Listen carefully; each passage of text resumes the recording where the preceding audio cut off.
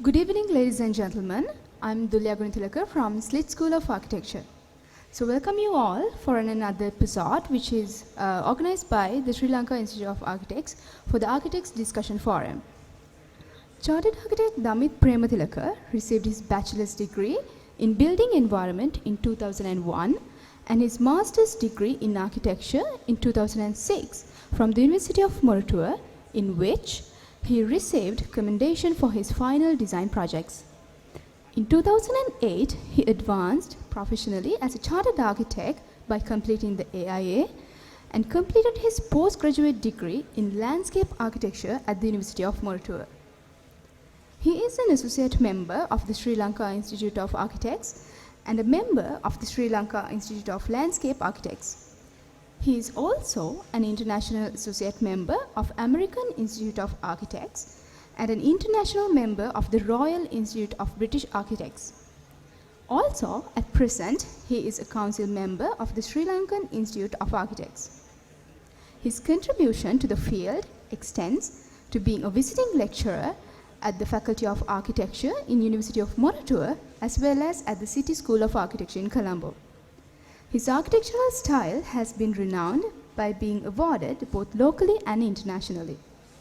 World Architecture Community Awards in 2012 and 14, winner of the Architecture Asia Awards for Emerging Architects in 2014, Young Architects of the Year 2016, being a winner of the 10 Outstanding Young Persons of Sri Lanka in 2016 are some of the achievements which he has gained within his career as a young professional. Also, his practice published among the best 50 practices in the world by the book 50 Under 50 Innovators of the 21st Century in 2015. It's my pleasure to welcome Chartered Architect Damith Prematilleke on stage.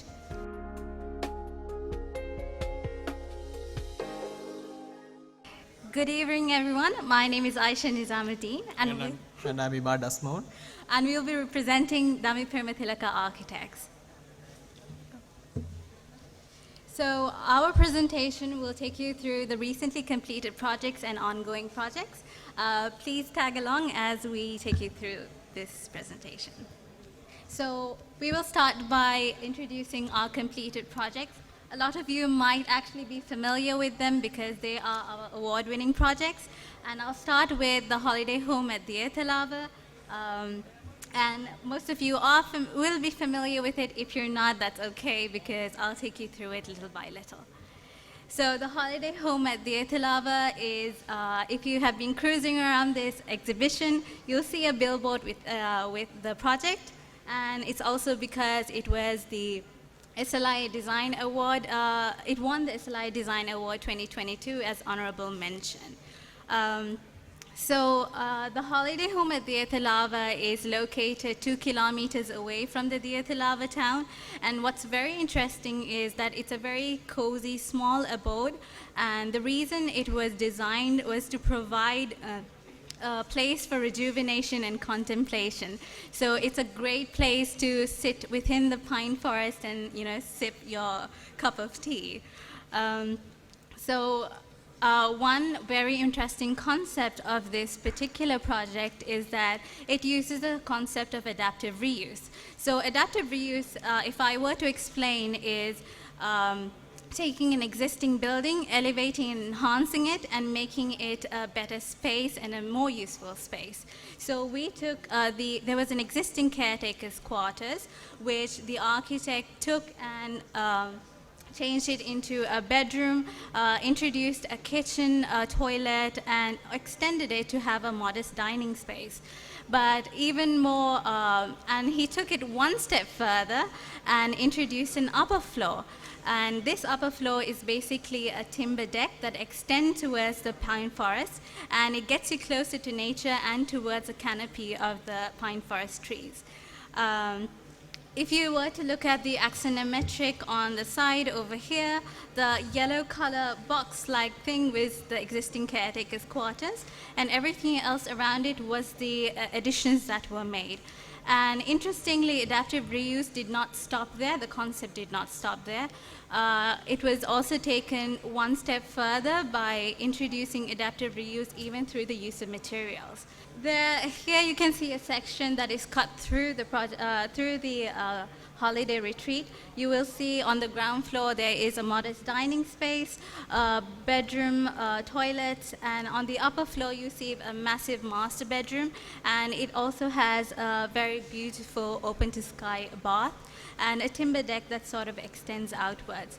And on the right-hand side, you see the you see the elevation, and you also see the perforated wall. Remember, I told you adaptive reuse was also used through materiality.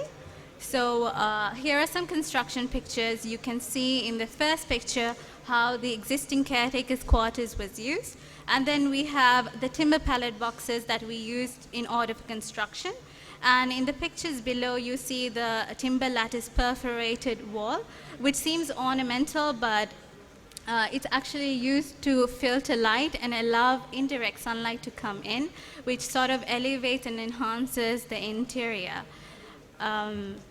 So this is the holiday retreat within the pine forest. You can see that it's nestled so beautifully, almost not disturbing. It just sits very lightly on earth, not disturbing the pine forest or the context. This is the interior, the upper floor interior, and if you were to take a closer look at it, you will see how adaptive reuse was used through materiality. So timber pallets were used, and you can see the rawness, the hammer, the markings of the hammer onto the timber pallets. And the architect skillfully used and innovated in such a way to provide more meaning to such a simple material. And in this picture, you can see that how he used it not just for walls, but even the ceilings, and even as a decorative purpose, and the tiny cupboards that come in. So these are just examples of how you can take something so little and make it something much better. So as you enter the holiday retreat, you come into your modest dining space, and then you have a staircase that takes you upwards, and the third image shows you how everything sits together. So this image right here shows you that the lower floor is the existing caretaker space, and the upper floor was the introduced upper floor. And you can see how both of this, although it was individually designed, not necessarily individually designed, it was already designed, and you can see how it's sort of part and parcel of the entire structure. So it relates to each other very skillfully. And right here you see the rear of the holiday retreat. So this is the overall view of the holiday retreat. You can see how the trees are incorporated in the design. It doesn't disrupt the environment, and it's just a simple place for you to sit, contemplate, rejuvenate, and possibly, it's a wellness space for you to really enjoy yourself. The next project is slightly different from the holiday retreat. It's the House of Silence at Kalagara. You might also be very familiar with it because it also won the SLI Design Award 2021, the Merit Award. And taking you through this design, interestingly, this design was inspired by paddy fields. I know it might be such an intriguing concept, but I'll let you know how this concept came into reality. So as you can see that, each of the space is to sort of take in the paddy field and the nature from within, and you can also see how the paddy field, the greenery, sort of reflects from the interior. A lot of earthy textures were used in order to sort of complement that greenery. So this is the plan view of the house, and you can see that there is a linear transition towards the paddy field. There is a framed view, and it also the architect also wanted to have sort of like take it as a journey towards the paddy field. And then you have the services that are on the other side, and then incorporations of courtyards in between the design. So the first floor also overlooks the paddy field, and interestingly, it also provides visual connections towards the ground floor. Since it's a home, it should be something where you see your family around and it gets you closer. Then you have the roof terrace for you to simply enjoy the outdoor open to sky environment. So the sustainable narrative for this project is that the project was supposed to take advantage of the paddy field and sort of like bring in nature into it and blur the lines between nature and built environment. And we also used, so everything about this project was used for a purpose and designed for a purpose. So even the courtyard was used for it to sort of naturally ventilate the environment and cooling the spaces that's adjoining it, and also provide stack effect. With that, even the materials that were chosen for the interior allow reflected light to come in, providing indirect sunlight so that the interiors are always lit during the day, and there is no harshness of sunlight which would make people uncomfortable. So this particular project is naturally lit and naturally ventilated. So this is the project. Oops. So this is the. Oops. So this is the framed view. You can see from the entrance how you can also see the paddy field, and that's the day and night view.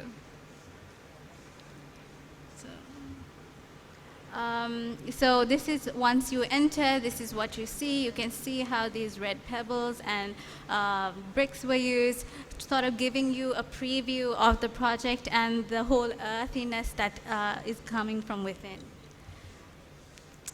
So this is a very famous view where you can see the paddy field, and the aspect of the journey towards the paddy field is sort of emphasized here. You can see the railway sleepers being used in the courtyard, and then onto the other side there is the exposed brick wall that also sort of elevates and enhances the rawness of the nature. This is the upper floor. So as I told you, the upper floor overlooks the paddy field, but also the courtyard within. So there's always visual connections from each floor, and it's also open to sky, so there's a lot of light that's coming in. Bedrooms and the toilet. The toilet also incorporates an open to sky bath, and you can also see that how skillfully the tiles, the textures that were used is also very raw and earthy. So this is one of my favorite pictures over here. It's looking from the paddy field towards the house, and you can see how it's sort of concealed and enveloped in this greenery. It doesn't disrupt, it's nothing that feels alienated to the environment, and that's what makes this project really stand out. And finally, the last project is the house at Anderson Road. Some of you might be familiar with it because it also won the SLI Design Award in 2020, and I'll let you know why. So again, a very different project from the last two. And what's very interesting about this project was to highlight tropicalism and modernism at the same time. So you can see how materials were carefully picked and chosen, how everything seems to be very linear, and there's a lot of aspects of sustainability here as well. So this is the ground and first floor. As you can see, there is a central living and dining space, and on both sides it's actually open to open to greenery and courtyard. And the reason there is a lot of greenery around this particular site is sort of to blur the lines of the boundary. You can see that the site is sort of in a very odd shape, and having trees and plants to grow around it sort of elevates and does not highlight the boundary as much.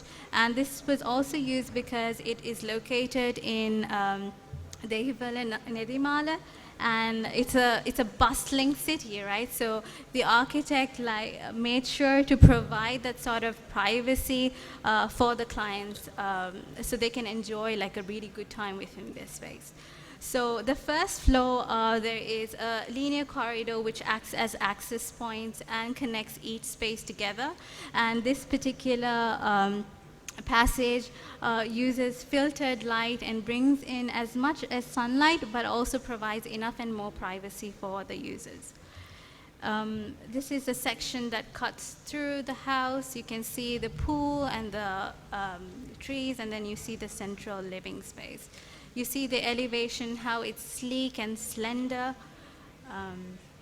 And these are the aspects of sustainability. So the pool is not necessarily used just for an architectural sense, but also for a sustainable sense, because this allows cool air to sort of ventilate the environment, and that's very important in every house. And then we have overhangs and shading devices which provide reflected light within the house so that there is no harsh sunlight that falls in. So this is the entrance, as you can see, if you were to remember the elevation, how sleek and slender the house is, but once you enter, you see it's marble. This is upon entry. If you can see how the trees are used, the plants were also very carefully chosen in order to provide privacy and sort of a sound reduction as well. This is the dining overlooking the living. From the living, you can see the pool and the courtyard. And this is how, this is a passageway on the first floor. You can see how timber was extensively used, and this provides sort of a warm, cozy environment from within. So it's a very subtle interior. And you can see how light falls in, and it's very filtered light. This is the master bedroom. You can see the closet and the toilet and the timber flooring that was used, and how timber was used in different aspects of the interior. This is the above clubhouse. So what's very interesting about this project is that it has a mini theater and a clubhouse. So this is a clubhouse with the rooftop garden, so one can entertain their guests. This is the pool. You can see how timber decks were used to sort of connect the interior spaces with the exterior spaces. Another view from the courtyard, and the upper floor view from the rooftop garden. And finally, the night view. So with me, I have Imad Asmoon, and he will be talking about the ongoing projects we have right now. Yeah, thank you, Aisha. You're welcome. And the first project we'll be looking at the wellness resort and spa at Nuwara, and which is just 2 kilometers away from the Nuwara town. And as you can see from the plan form, it's just a small plot of land and divided by a small canalway in the middle. So we had to design kind of 2 wings where all the public activities like the spas, the pools, and the dining spaces and everything are concentrated in the middle, and the bedrooms, or more like we designed them as chalets, not merely hotel rooms. So they are distributed on either side in 2 separate wings. So there is a mix of family chalets, single bedroom chalets, and double bedroom chalets, and so on. So in section you can see that from the road, this approach road, it's always presented as a 2-storied building as per the regulations stipulated as, but following the slope of the land, it's always the building also stepping down accordingly. So for one who is viewing from the city side, which is the lower side, you doesn't see a big mass, but subtle building blocks. So this is the view of from the entrance. The gable roof form emulates that. It's kind of go in with the profile of the mountains around and behind the site, as well as they are kind of helps identify that these volumes are just like chalets rather than being merely hotel rooms. So a closer view of the lower ground chalets from the garden side. So timber is used extensively with steel structures and once again to give it a lighter appearance. So interior of the bedrooms, once again combining timber and stone and to give it a natural and more cozy and warm feeling for the guests. So mind you that we are focusing on wellness here, so your state of mind is very important in each space. Once again, a view of upper floor chalet bedroom and the bathroom. Bathroom is also once again clad with natural stones and open to the view beyond. Always you can have a bath in peace. Yes. And this is the entrance lobby and the reception area, which leads you towards the main dining space beyond. And the highlight feature of the entire scheme, which is a glass roofed main dining space, which you can gaze at stars at night. And this is the spa area of the scheme, which is also taking into a lot of natural materials like natural stones and granites, and to emulate a bit of sense of luxury into the scheme. And the swimming pool, which overlooks the landscape beyond, and on the right hand side is the yoga space, which is kind of located right at top of the scheme to give a calm environment to it. So a bird eye view, how you might see it from above. So all the bedrooms and all the chalets are placed in this wing, and over here where the dining spaces, the bar, the pool, spa, this barbecue deck and all are kind of centralized in the whole scheme. And this entire thing space is used as a garden for jogging and morning walks in the mist and activities as such. So a view from the garden area, so which sums up the entire scheme. So the form of the building is such that it represents, or it kind of goes in line with the profiles of the mountains behind. So next one is the holiday home at Nuwara Eliya. Once again, and it's a private residence, a private holiday home with 5 bedrooms and living dining aspects for a client in Colombo. So they wanted something refreshing in the upcountry. And the main feature of this entire scheme is that the main living and dining space, which is essentially a glass block.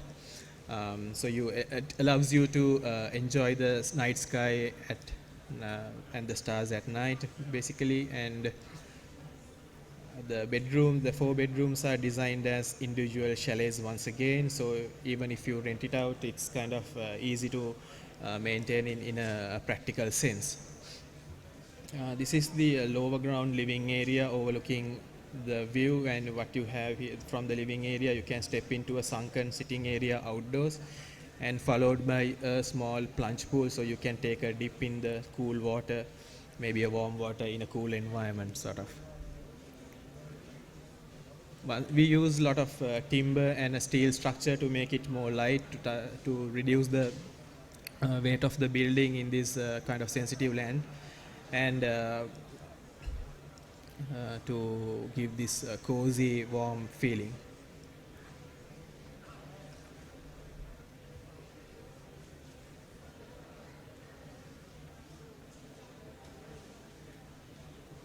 That's the experience you will get.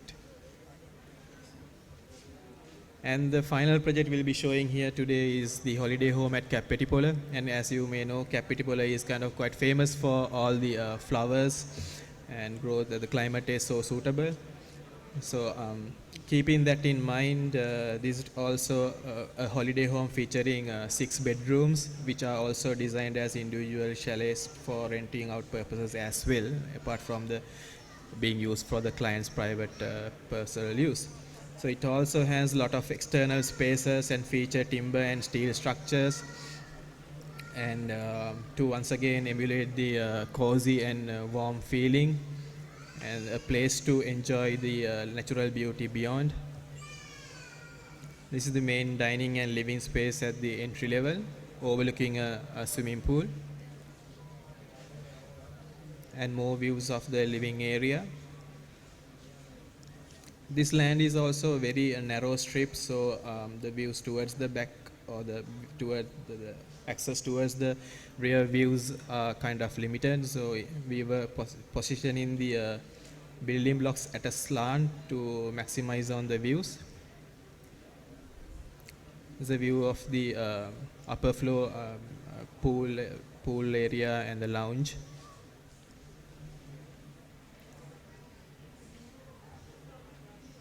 Upper floor deck from the lounge area.